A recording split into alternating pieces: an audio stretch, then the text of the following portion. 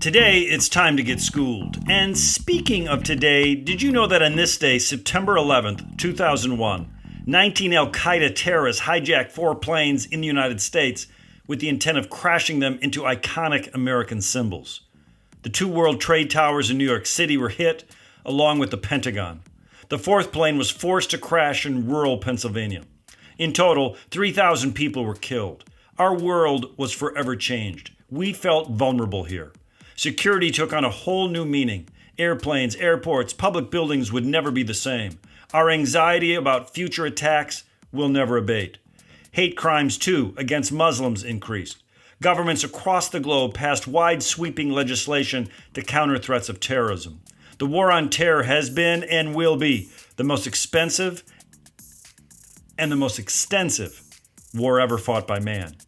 9/11 and its memory is etched in our psyche forever. What seems to be the powerful lesson of this little tale is that 9/11 made certain a far different world. Then again, so did September 11th, 1962. On September 11th, 1962, the Beatles recorded their first single, Love Me Do. We are told the song was written back in 1958 about Paul McCartney's girlfriend, Iris Caldwell. This song, however, was about a whole lot more.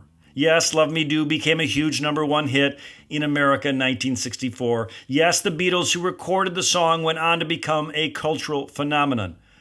More importantly, Western civilization went global. Habits thought to reside exclusively on one side of the Atlantic or the other merged. The mother country and its prodigal son reunited. This British invasion was welcomed here, but not everywhere. Peoples felt threatened by this global culture of love. Rooted in the story of Athens and Jerusalem is a story of faith, hope, and love. How should we remember 9/11? We need to continue to export our weapon of mass instruction. The date for me is not 2001, but 1962. Love Me Do.